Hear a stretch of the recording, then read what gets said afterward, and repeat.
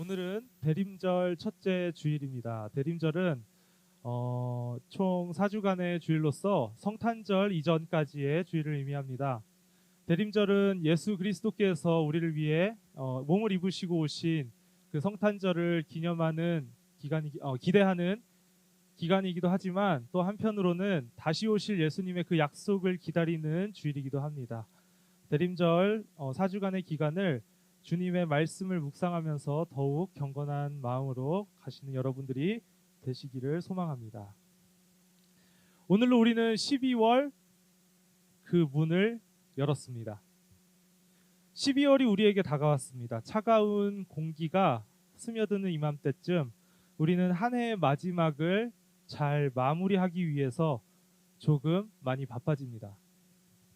그동안 만나지 못했던 친구들과 연말만큼은 약속을 잡는다거나 온 가족이 모두 모이는 시간을 가지기도 합니다.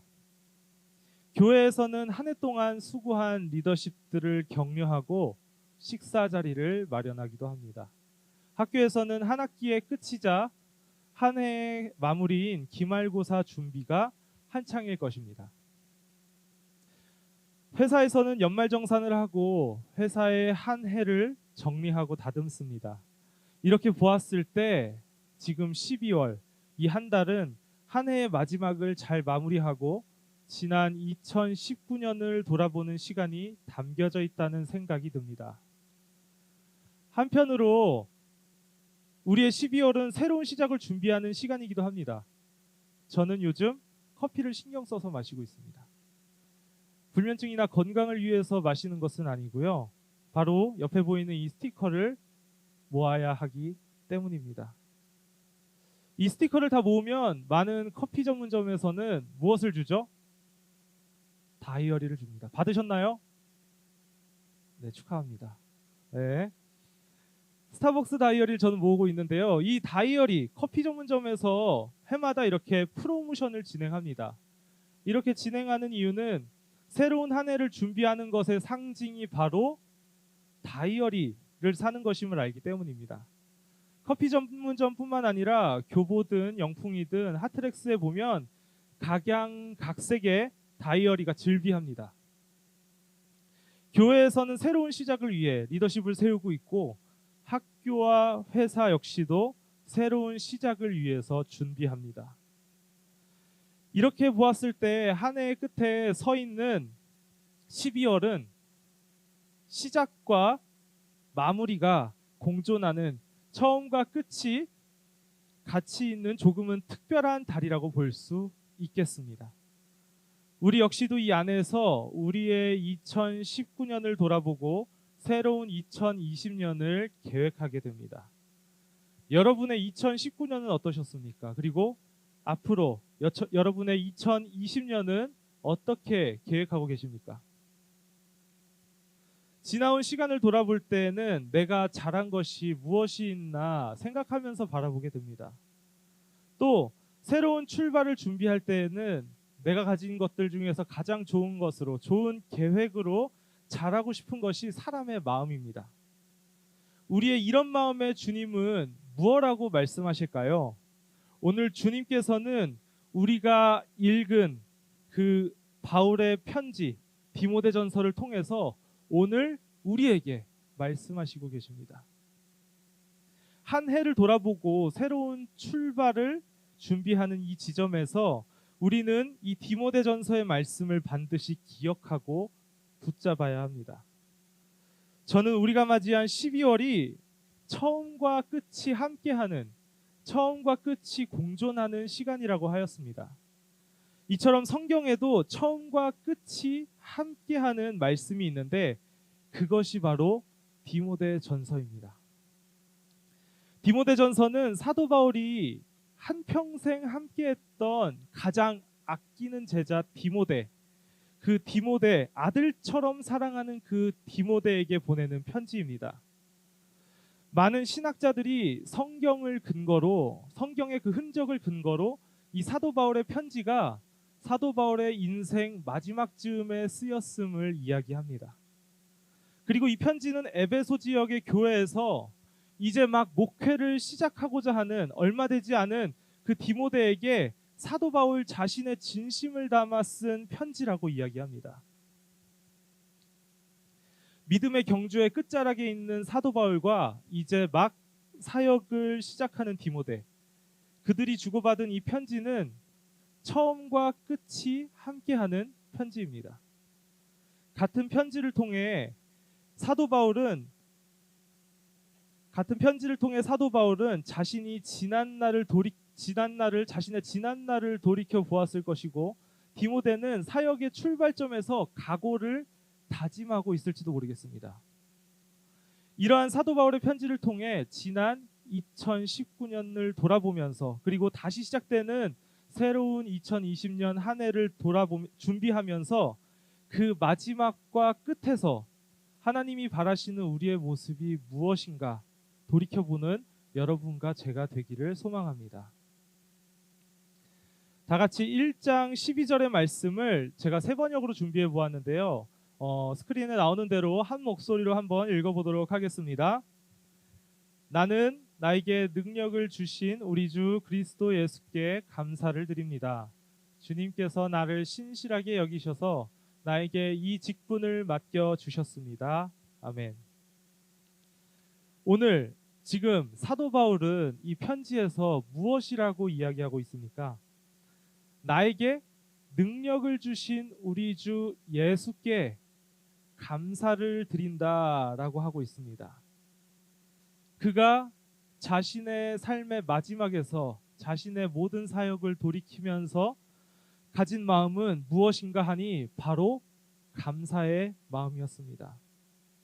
사도 바울은 구체적으로 표현합니다. 나에게 그 능력을 주신 우리 주 예수 그리스도 예수께 감사를 드린다고 말하고 있습니다. 자신이 받은 그 능력, 그 맡겨주신 그 직분에 대해서 지금 사도 바울은 예수님께 감사의 고백을 하고 있는 것입니다. 그렇다면 그가 말하는 능력, 그 능력은 무엇일까요? 과연 그가 이야기하고 있는 능력은 무엇일까요? 그가 어떤 능력을 받았기에 이처럼 감사의 고백을 할 수 있었을까요? 우리가 잘 알고 있는 바울의 모습을 보면 그 능력이 무엇인지, 그가 왜 이렇게 감사하는지 쉽게 알 수 있습니다. 정말로 그는 하나님의 사도라는 그 직분 아래에서 많은 기적과 많은 놀라운 역사들을 보여왔기 때문입니다. 그가 세운 교회만 해도 여럿임을 우리가 알고 있습니다. 또한 그의 말씀을 듣고 싶어 하고 그를 따르는 자들만 해도 수천 명, 수만 명이라는 사실을 우리를 알고 있습니다. 그는 때로는 귀신 들린 사람을 내쫓기도 하고, 그가 기도할 때 갇혀있던 그 감옥문이 부셔지고 무너져 내리는 그것을 우리는 볼 수 있습니다. 하나님이 맡겨주신 자리, 지도자의 자리에서 사도 바울은 하나님의 능력을 충분히 경험한 사람이었습니다.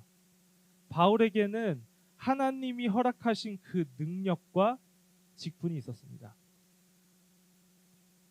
그의 고백을 이렇게 이해할 때, 그리고 우리도 하나님께 감사해야 한다는 이야기를 듣게 될 때, 우리는 지난날 우리에게 역사하셨던 그 하나님의 능력이 무엇이 있었나 세어보게 됩니다.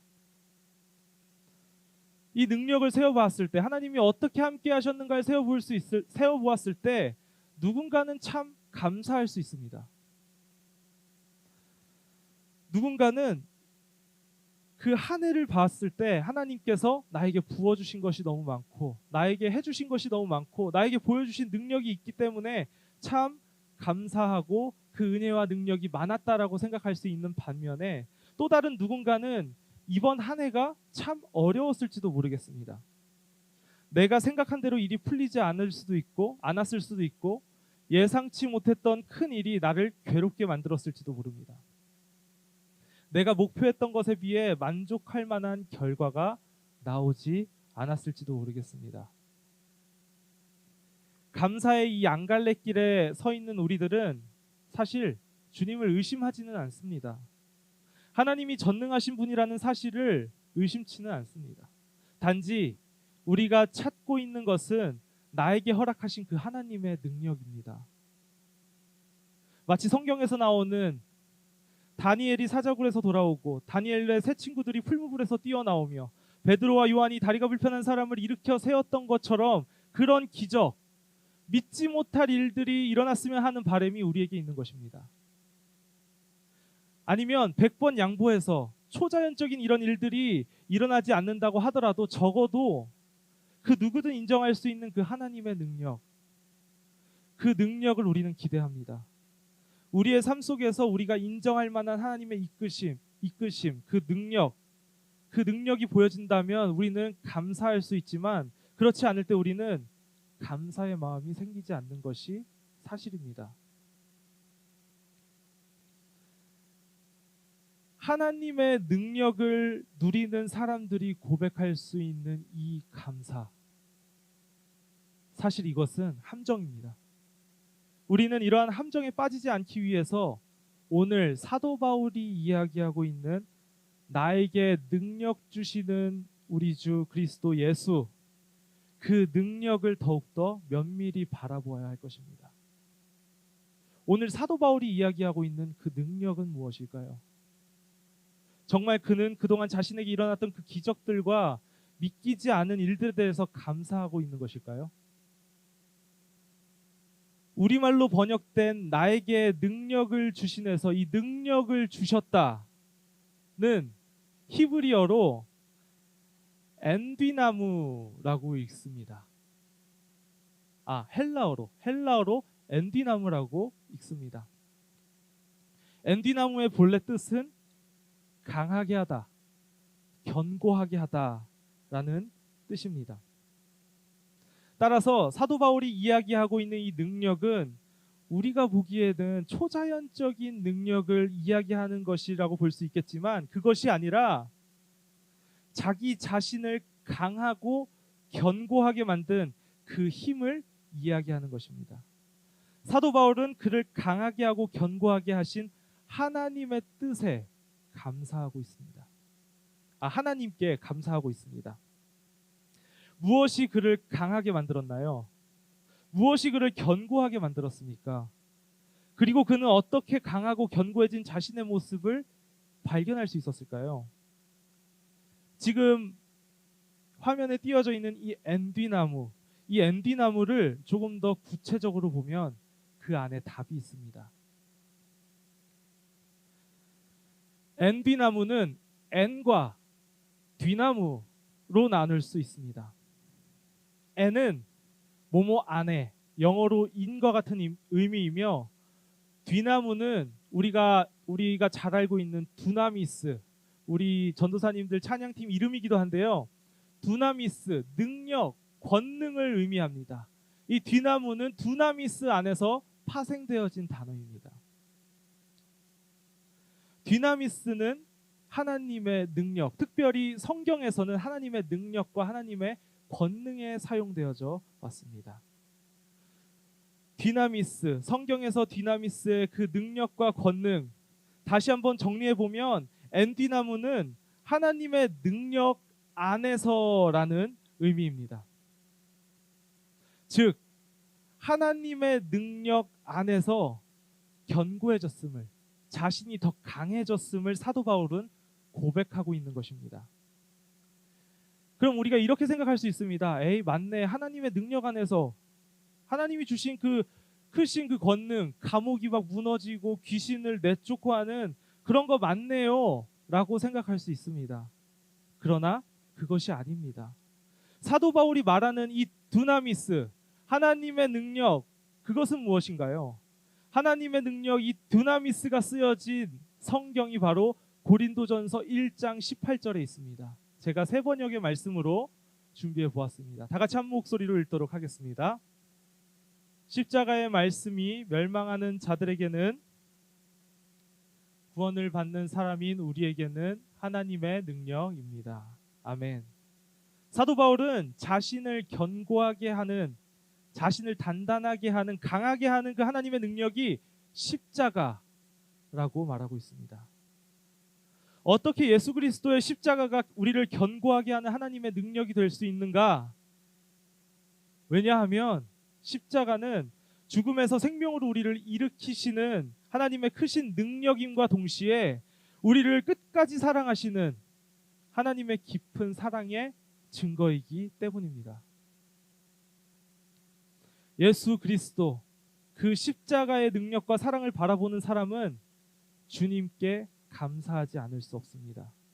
사도 바울은 이미 자신이 가진 것, 자신이 알고 있는 것은 모두 배설물로 여기고 오직 예수 그리스도의 십자가만을 붙들고 그 안에서 더욱 강하여지고 더욱 견고하여진 자신의 모습을 바라보며 주님께 감사의 기도를, 감사의 편지를 올려드리는 것이었습니다. 이제 우리는 사도 바울의 그 고백을 오해하지 않고 볼 수 있게 되었습니다. 주님의 십자가, 그 능력 안에서 더욱 견고하고 강하게 살아갈 수 있게 해주심에 감사드립니다. 이것이 바로 사도 바울의 고백입니다. 주님께서는 이와 같은 감사의 고백이 우리의 삶의 고백이 되기를 바라십니다. 주님께서는 우리가 십자가의 능력과 사랑을 기억하고 바라보며 나아가기를 원하시는 것입니다. 이렇게 말씀을 전하면 우리의 마음속에는 가끔 이런 생각이 듭니다. 맞는 것 같아요. 좋은데 말이죠. 알겠는데 말이죠. 십자가의 능력 감사한데 말이죠. 그것도 좋은데 조금 더 해주시면 안 되나요? 조금 더 화끈한 거 없나요? 하나님 능력 있으시잖아요. 더 큰 은혜 같은 거 주시면 안 될까요? 남들이 알 수 있는 그 확 눈에 띄는 그런 거 저한테 보여주시면 안 되나요? 이런 생각이 들면서 갑자기 하나님의 능력에 대한 관심이, 십자가의 능력 되시는 그 하나님의 능력에 대한 관심이 확 떨어지기도 합니다. 여러분, 우리네 삶에서 십자가는 여러분에게 어떤 의미이며 여러분의 삶 속에 어떤 위치에 십자가가 있으십니까? 우리는 십자가의 능력에 관심이 없이 살아갈 때가 참 많습니다. 십자가 속 주님의 능력 안에서 더욱 견고해지기보다는 가을날 너무 익어버린 홍시처럼 쉽게 부서지는 삶을 살아가면서도 당장 눈앞에 보이는 것이 해결되는 것에 더 만족을 느끼며 살아갈 때가 참 많습니다. 우리는 다시 예수 그리스도의 십자가의 자리로 나아가야 합니다. 다시 한번 그리스도 안에서 견고해지고 강해져 주님께 감사함으로 나아가야 합니다. 그러기 위해서는 우리가 어떻게 해야 할까요? 눈에 뻔히 보이는 정답이 있는 것만 같습니다. 더욱 경건해지면 되지 않을까요? 거룩해지면 되지 않을까요? 앞으로 남은 새벽기도 조금 더 많이 나가면 회복이 되지 않을까요? 하루의 말씀과 기도로 꽤 많은 시간을 할애하면 되는 것일까요? 교회 봉사 빼지 않고 하면 될까요? 리더십의 자리에 있으면 되는 것일까요? 주의를 잘 지키고 11조, 감사헌금 등 하나님께 온전히 헌금하면 좀 나아질까요? 다시금 감사할 수 있는 자리에 설 수 있을까요? 아닙니다. 우리의 이러한 질문을 알고 있다는 듯이 오늘 사도 바울은 다음으로 이어지는 고백을 통해 그 해답을 알려줍니다. 사도 바울의 13절 말씀의 고백입니다. 내가 전에는 회방자요, 박해자요, 폭행자였습니다. 그 다음에 15절에서 사도 바울은 이렇게 고백합니다. 나는 죄인의 우두머리입니다. 바울은 이렇게 자신이 죄인임을 고백했습니다. 그렇습니다. 우리가 십자가 앞에 다시 서고 주님 앞에서 감사할 수 있는 방법은 나 스스로 죄인임을 고백하는 것입니다. 너무나도 간단하죠. 그런데 이게 참 어렵습니다. 우리는 우리가 죄인임을 잊고 살아갈 때가 참 많습니다.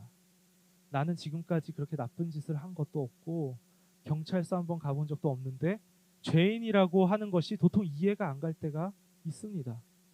내가 뭐를 그렇게 잘못했길래 죄인이라고 하는가 생각할 때도 있을 것입니다. 그러나 우리는 죄인입니다. 사실 우리는 알고 있습니다. 하나님 앞에서 그렇게 떳떳할 수 없다는 것을 잘 알고 있습니다. 내가 나를 잘 압니다. 그럼에도 불구하고 우리가 죄인이라는 사실을 많이 잊고 살아갑니다. 하나님의 은혜 가운데에서 살아가면서도 그 은혜에 무뎌져 십자가의 사랑 앞에, 십자가의 능력 앞에 겸손하지 못할 때가 참 많습니다. 이제는 우리 스스로의 교만함을 버리고 주님 앞에서 죄인된 우리의 모습을 고백했으면 좋겠습니다. 내가 죄인임을 고백할 때 주님께서는 그래, 너 죄인이지, 너 그래 크게 잘못했다, 너 왜 그렇게 사냐 손가락질하며 비난하지 않으십니다. 그리스도 예수께서는 오늘 사도 바울의 고백처럼 끝없이 참아주심의 끝에서 우리를 은혜와 사랑의 자리에 초대하십니다. 주님의 거룩한 일꾼으로 꽤 오랜 세월을 지내온 사도 바울은 이제는 많은 사람들에게 인정받는 사도 중 한 사람이 되었습니다.